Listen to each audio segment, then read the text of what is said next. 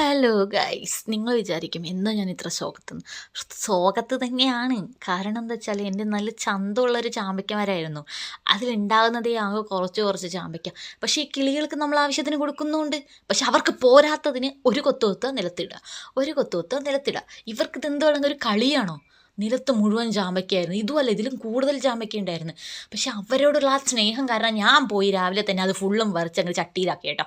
ചട്ടിയിലാക്കുക മാത്രമല്ല ഞാൻ ചെയ്തത്, അതിരുന്ന് തിന്നുകയും ചെയ്ത്. പോയി ബ്രഷ് ചെയ്ത് മുഖം കഴുകി വന്നതും ഇരുന്ന് കഴിക്കാനും തുടങ്ങി കേട്ടോ. കിളികൾക്ക് മാത്രം കഴിച്ചാൽ മതി, ഈ പാവപ്പെട്ട എനിക്കും കൂടെ കഴിക്കണ്ടേ. ഞാൻ അവർക്ക് വേണ്ടത് ആവശ്യത്തിന് അധികം കൊടുത്തതാണ്. പക്ഷെ അവരൊരുത്തര് പോലും എൻ്റെ ആ ഒരു ത്യാഗത്തിന് വില കൽപ്പിച്ചില്ല ഗൈസ്. എനിക്കത് ഭയങ്കരമായിട്ട് അങ്ങ് ഫീലായിപ്പോയി. അത് കാരണം ആ ഫീല് തീർക്കാൻ വേണ്ടിയിട്ടാണ് ഈ ഒരു ചട്ടി ചാമ്പയ്ക്ക വലിച്ച് ഞാനിരുന്നങ്ങ് തിന്നുക കേട്ടോ. ചാമ്പയ്ക്ക വലിച്ചാൽ മാത്രം മതിയോ, ആ നിലത്ത് കിടക്കുന്ന ചാമ്പയ്ക്ക വൃത്തിയാക്കൽ മുഴുവനും അമ്മ എന്നെ അങ്ങ് ഏൽപ്പിച്ചേട്ടാ. മുഴുവൻ വൃത്തിയാക്കിയിട്ട് പോയാൽ മതിയെന്ന് പറഞ്ഞു. അമ്മയുടെ പറച്ചിലേട്ടാ തോന്നുന്നു ഞാൻ എങ്ങാനും കുലുക്കി അങ്ങ് ഇട്ടതുപോലെയാണ് പറയുന്നത്. അല്ലെങ്കിൽ കിളികൾ എൻ്റെ ബന്ധുക്കൾ പോലെയാണ് പറയാൻ നിൽക്കുന്നത് കേട്ടോ. പക്ഷേ ഞാൻ എന്ത് ചെയ്യാനാണ്, ചോറ് വേണമല്ലോ, വിശക്കുമല്ലോ, അത് കിട്ടാൻ വേണ്ടിയാണ് ഞാൻ ഇതൊക്കെ ചെയ്യുന്നത്. അപ്പം നിങ്ങൾ വിചാരിക്കും ഈ വീട്ടിലെ പണി മുഴുവൻ ഞാൻ ചെയ്യണമെന്ന്. ഒരിക്കലില്ല, ഇത് മാത്രമേ ഞാൻ ചെയ്യലുള്ളൂ കേട്ടോ. അതുകൊണ്ട് തന്നെ ഞാൻ ഇപ്പോൾ ഭയങ്കരമായിട്ട് തടി കൂടി കൂടി വരിക കേട്ടോ. തിന്നുക, ഉറങ്ങുക, ഉറങ്ങുക, തിന്നുക, ഇത് മാത്രമേ ഉള്ളൂ എൻ്റെ ഇപ്പോഴത്തെ റൊട്ടീൻ.